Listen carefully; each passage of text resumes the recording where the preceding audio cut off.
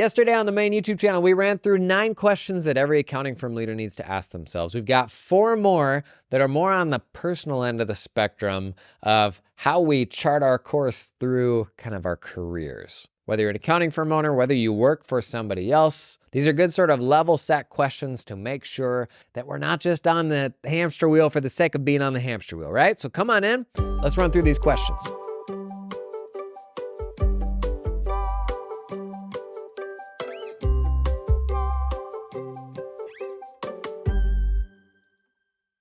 This is kind of an addendum to yesterday's main channel video. I'll put a link to it in the show notes. It's on YouTube, but with YouTube, you can leave that open, listen to it just as if it were a podcast. I was inspired here by Tim Ferriss's 17 questions that changed his life. And I ran through that and it was really interesting. And I thought, what are the big picture questions, kind of the 10,000 foot view questions that help us ensure that our firm is still like on track, headed in a direction that it ought to be headed in light of the internet and the things that are changing and how we can find better clients these days and all that.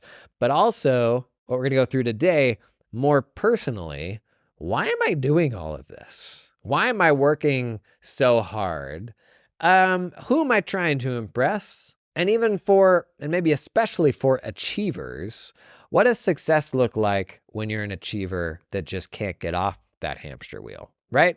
So I encourage you to check out the video that just dropped yesterday if you haven't yet. Not that the two are necessarily that connected, because this is definitely getting more towards the personal side. This first question is still a little firm technical, and then we get into like more kind of the career sort of questions. So up first, this is a big one, really helpful exercise. What would it look like if I cut my firm in half? I don't care if this is your firm. I don't care if you work for somebody else. This is a really valuable exercise. What would it look like if I cut my firm in half? I would argue most accounting firms could cut 50% of their clients, 50% of their staff, and probably make 80% of the money. And the most irritating thing about that statement is how true you know it is, but we're generally unwilling to do that. And I'm not even going to go as far as to say it would be advisable to do something like that. But what if somebody, what if you had to, overnight, what if you had to cut your firm in half? What would remain? What clients would remain? Are they the clients that you enjoy versus the clients that you don't enjoy? Are they your biggest revenue clients? Are they a client that has some common thread that you're either excited about, you draw more personal fulfillment from, or due to some aspect of how you serve them, maybe they're more profitable? I can tell you, my favorite clients were generally not my biggest revenue producers. In fact, sometimes our big outlier, like big projects, were some of our worst projects that we eventually try to get out of. How you answer the question of what clients would remain if you had to cut your firm in half ought to be a really good signal of who you ought to attract next. And if what's keeping you from attracting one more of those clients next is the other half of the clients, right? I think that's what most of us are stuck on. What staff would remain? And this one's uncomfortable, but it is still worth doing that thought experiment. Not to say you're going to send half the team out to pasture, but if you could only keep half the time, who would you keep and why? For me, what I found was in our firm, we actually ended up with a collection of non-technical accounting people who were so essential to everything getting done in the firm. And we'd gone from a place where all we ever did was hire accountants to eventually skewing to where the majority of folks that we were hiring then were actually non-accountants who were more like facilitators, helping the rest of the accountants get more done. But very quickly, those facilitators pretty much become accountants because they pick that stuff up pretty quick, or they're like, can you go throw me in a bookkeeping class so I can just knock out twice as much of this stuff myself? And before you knew it, we had these like operator non-accountant types who were just machines and like got so much stuff out the door and were able to keep clients so happy in a high touch way that many of the accountants we had kind of struggled to do. But by going through this thought experiment of thinking like, what would our firm look like if we actually cut it in half? It actually put a spotlight on, oh, we actually need to keep doubling down on these non-accountant hires. We still need accountants, but we're actually having, like, it feels like the well is drying up when you're looking for very technical accounting people, but more and more it was actually getting really easy to hire folks who are high touch first, but also like operational hustlers. Like they worked really hard, they got systems, they could create systems, and then you teach them the accounting. Like it was easier for me to go that direction than it was accounting first and then make an accountant a people person or a systems builder, that sort of thing, right? So if you think about how would you cut that roster in half, that's probably a signal of, frankly, is there like some dead weight, some people who are not contributing as much as you need them to? This is not unlike your client list, where oftentimes the underperformers, the bottom performing 20% can take up 80% of your attention span. That can absolutely be the case with staff. Much like with clients, we oftentimes hang on to people for too long. We don't want to be cavalier about this. We want to do everything we can to help people to be successful, but if it's not working, it's not working. Last, if you did cut your firm in half, what would you spend your time on? And this may be the most important question. Yesterday in that video, we had a few other questions like this, where if you were super, super limited, restricted in various different ways, what would you do? And how would it change how the team around you had to support you? I think those are killer thought experiments, because the blocker to delegation, the blocker to pulling in more talented people to help you is usually not them. It's usually us. And you find that when you cut somebody loose with really clear instructions and you say, I trust you to do your best on this and do a great job, you will generally be impressed with what you get back. Not because it's going to match and align perfectly to what you would have done and how you would have done it, but because you've hired smart people that are capable of getting things done. And generally, they just want you to get out of the way. I usually underestimated what these people were capable of. And it wasn't until I cut them loose that I realized they're really focused on trying to do what they think I want them to do, rather than just saying, you understand the business, go solve this problem within this framework. Tell me what you learned. Like that was where people were working at their best, I think.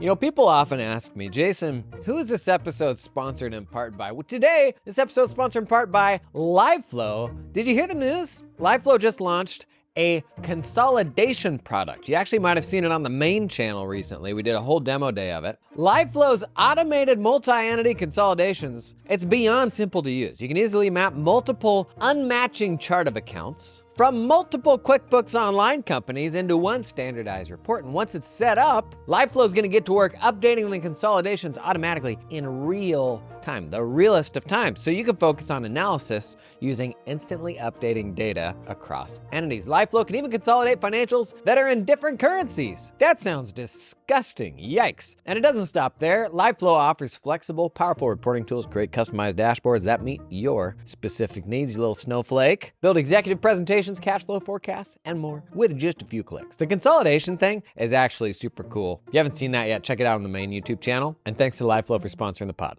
This episode is sponsored in part by Cloud Accountant Staffing. Y'all know I'm a big advocate of hiring offshore. One of the biggest changes I made in my firm, we transitioned a legacy firm from 100% onshore local hiring to 100% distributed US and then 100% distributed globally hiring.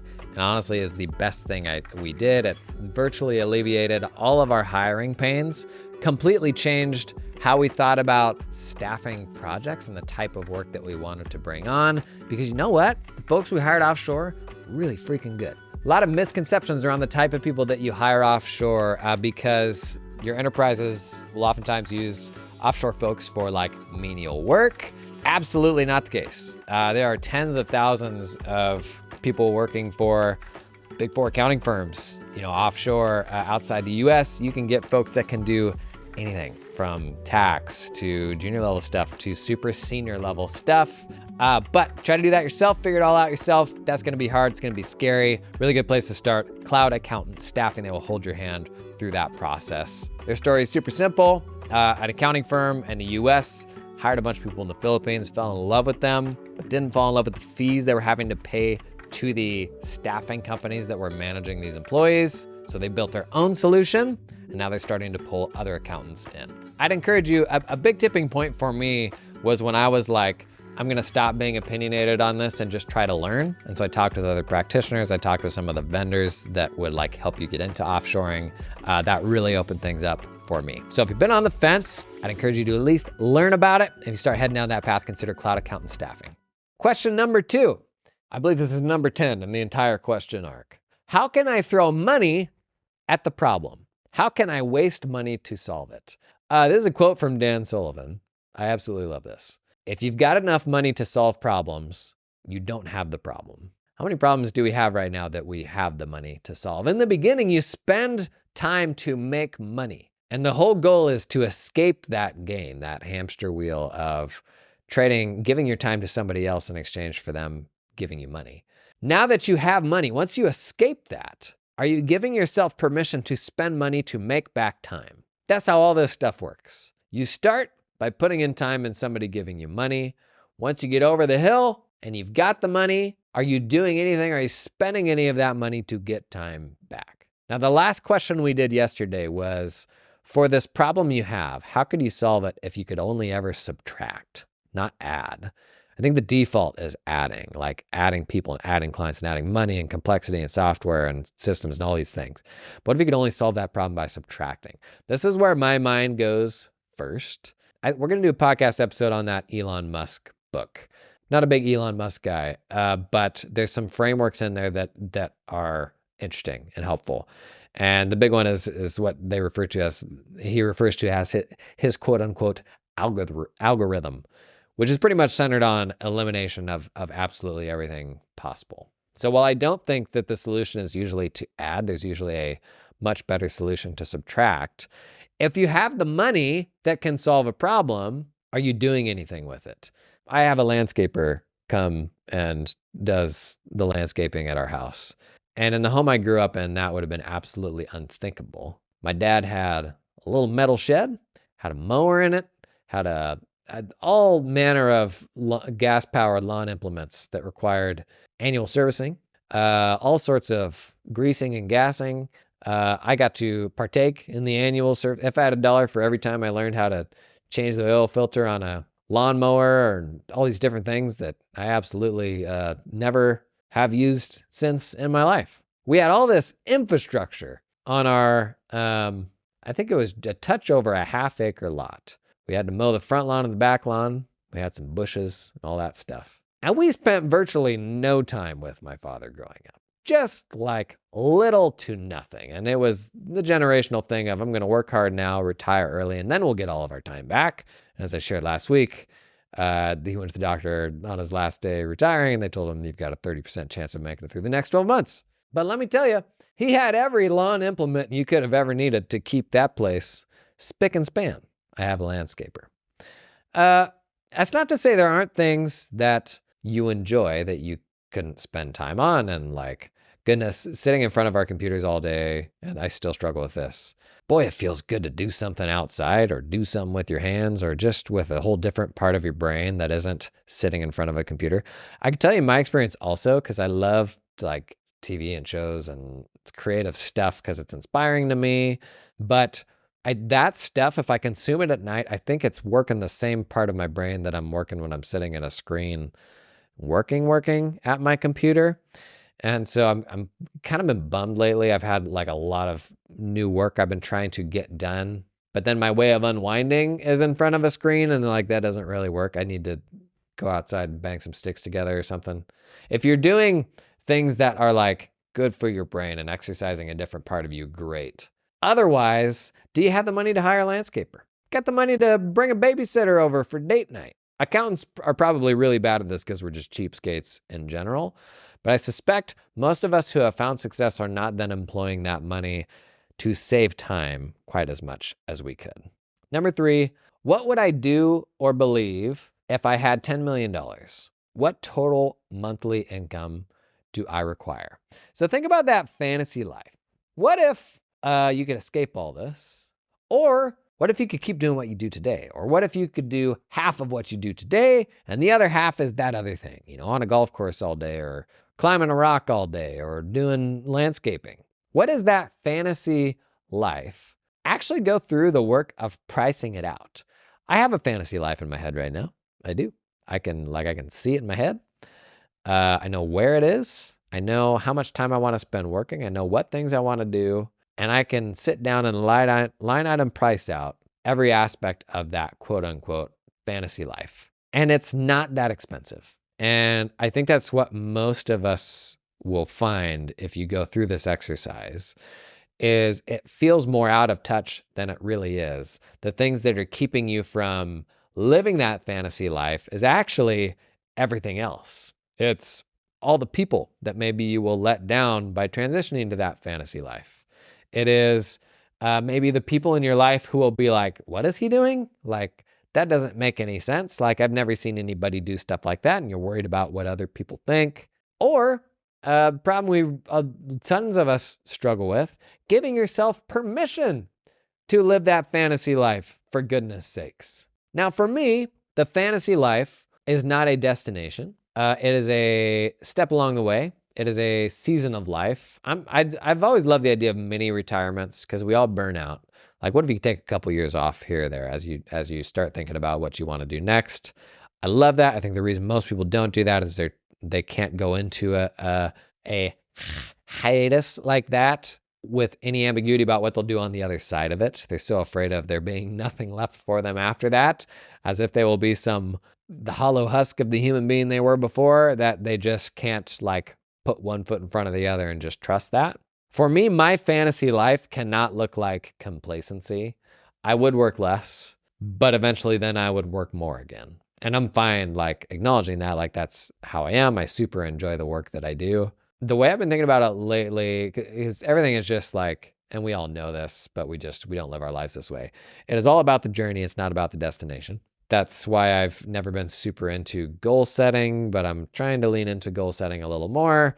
What I just don't like is that we prop up all these big achievements in our life and we're like, if I could just get this, and then you get that and there's nothing there and there's not like happiness there is fleeting and you don't know what's next. So when I think about goals or destinations or this fantasy life, whatever you want to call that, for me, that makes sense as long as that is taking me to a better journey. Because no amount of working really hard for me today is going to take away from the value of like going and building a fort with my sons upstairs, or going to gymnastics with my daughter, or doing something in front of my children that will show them like this is a good thing to do, be it, service or investing in myself and learning how to play the piano, or stuff like that, where it's going to make a difference that you are around them. It's going to impact them. There's no amount of future payoff to me that makes not doing those things worthwhile. And if, as you're fixated on that payoff,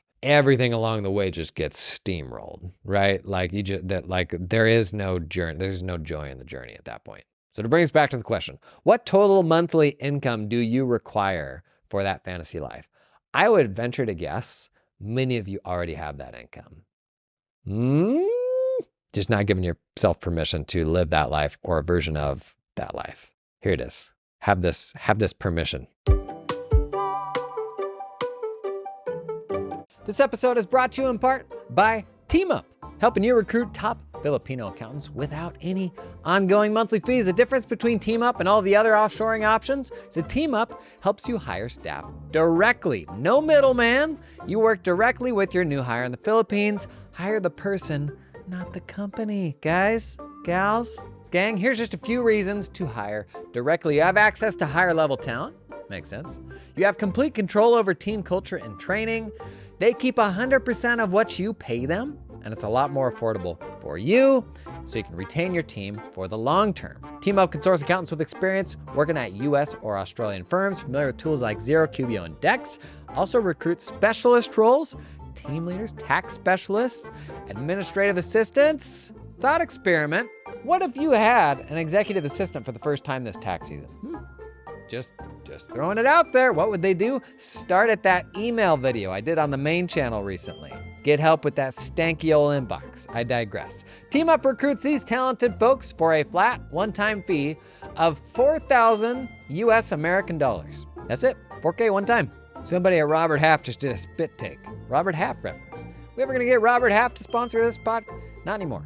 And they can connect you with an affordable employer of record if you need help with payroll and compliance once you hire that person.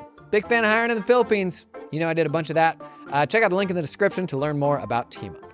Last, number 4, I think gets us to number 13 in total. Could it be that everything is fine and complete as is? Could it be that the hamster wheel has run its course and things are actually pretty darn good? For many of us, if you look back at where you were 24 months ago or 5 years ago or 10 years ago, 20 years ago, you'd be like, you lucky dog. You've done it. Great job. I'm proud of you. What are you doing with it? That old chestnut. Did you reach your TMI, your total monthly income that you need? Did you get to it? And that's even an interesting thought experiment. If you are working your butt off right now, and I always tell this to new firm owners, if you're coming into being a new firm owner, decide what you need to make from the business and be okay with that. Otherwise, you just get on the hamster wheel and never get off because you got to do more and then more. And it's just this incremental thing each year, which is what makes the journey where you need to get the satisfaction, not that destination. But if you reach that total monthly income that you need for the fantasy life, would you go out and live it? Would you actually do that? Would you do something better? What would change? Would you work at all? Would you reduce it down to half? But if you got there, would you actually do it? Honestly, gang, I think the majority of people in today's society straight up just wouldn't do it because it's not the norm, because they can't give themselves permission, and because we are constantly chasing the next better thing. And that's a really hard thing to shake. On the subject of everything being fine and complete, and if there's any such thing, and if you even recognize it when you get there, something that I try to do regularly is journaling, specifically because journaling, for whatever reason, I mean, it calms me, but it also gets me to a place of gratitude where I'm like so much more grateful for things at the end of journaling than I am at the beginning. And honestly, the way my journal looks is probably just a lot of pissed off days where I'm like, I'm just so annoyed right now. I don't feel like I can get anything done. So I'm just going to sit down and journal. And by the time I get to the end of that, I'm in a totally better place. And yesterday, my wife brought me this quote unquote journal. That's what my daughter calls it, as her journal. It is a notepad from the Four Seasons. At New Money Summit in Orlando was at the Four Seasons. And so my daughter's journal is this. She will say things like reference to the Four Seasons, like the opulence, the privilege. But she writes in this little just tear off notepad. And it was a full page of text. And she's in first grade. So like she's getting better at expressing herself and can actually put that stuff to paper. And it's just super cute to see what comes out of these tiny little brains. And that page was rough. At the top was, I had a really bad day today. I cried at school. I didn't have enough time to finish the craft. I was upset at recess and couldn't play with anybody. And it was like, that first third of the page was rough. But the further down the page she got, it looked just like my grown man, grouchy about something, I'm probably just hungry kind of journal posts, journal pages. She was like, next week I get to go do this, and I'm pretty excited. Last night, my brother brought me a minifig and a funny little motorbike, and I had fun playing with that. I get to play my Switch at 4:30 this afternoon. I'm going to play this game, and I'm going to play this game, and I'm going to play. And it was like, by the end of that one sheet of paper, she did the exact same thing that I always do, which was like, she just had this big old list of all the things she was excited about and grateful for. And it made me so happy. And I tried to like get her to understand the same things that we struggle with, is that gratitude is like a state of mind that we're absolutely in control of willing into existence, whether or not we feel grateful. Whether she understood any of that or not, I don't know. But seeing her go through that really opened my eyes to, I guess, what I kind of already knew and what we all know, which is that everything being fine and complete is just a matter of perspective.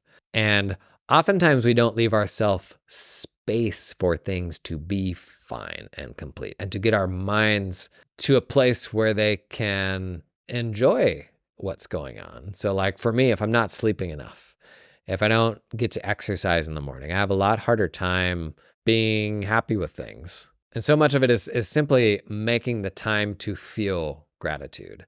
And if you never make the time to feel gratitude, it doesn't matter how successful you are, you're never going to get there, right? You're never going to feel it. This was an amazing quote. The idea of this whole thing I shared was from Tim Ferriss's 17 Questions That Changed My Life. But this quote was killer.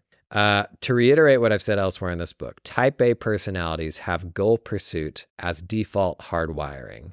This is excellent for producing achievement, but also anxiety, as you're constantly future focused. I personally decided that achievement is no more than a passing grade in life. It's a C+ that gets you limping along to the next grade. For anything more, and certainly for anything approaching happiness, you have to want what you already have. Many of us are fixated, this is me now, we're fixated on achievement because that's fulfilling, but that's not the same as happiness. And we've all gotten to these milestones before and been like, Am I happy now, or am I just kind of the same and doing a new thing? So particularly for the achiever types, which I'm definitely one of those, just achievement can't be the passing grade. That can't be it. There has to be something more than achievement. Achievement ought to look more like having a framework and like that daily protocol to be able to soak up the journey and actually enjoy what it is you're doing. Because if you had to pick from one of those two things, achievement, success, and financial freedom, and all these other things, or fulfillment and being able to enjoy the journey. The journey sounds better. Like you can keep your achievement if you find a way to enjoy what you're doing every day. Isn't that kind of all that matters? So if we're 100% fixated on achievement, I think we totally miss the point of that and making space for gratitude. There's a worksheet that I put together for all these questions, both the ones that we did today and the ones that we did yesterday. I'll put a link in the show notes. I would encourage you go through this exercise. The stuff yesterday I think is really helpful from a practical standpoint in running firms and delegation and all of that. Also, if you have a partner in your business, or if you have another decision maker that you are trying to push them to something else, or you need to be in alignment, I would also super recommend you each going through that worksheet on your own and then coming together and sharing what your answers are. Not to get your answers in alignment, but I think that's actually a really helpful exercise for you to see into where each other is at and prioritize what are ultimately the most important things for each of you and figure out how do we build a business around that that's going to lean into the stuff that you need to make this all sustainable. Sorry we got so up in the fields today. I'll keep it tactical the rest of the week. Okay, we'll get back down to busy biz. Thanks for coming and hanging today. If this was helpful for you, would love to see a comment, and I'll see you in the next one.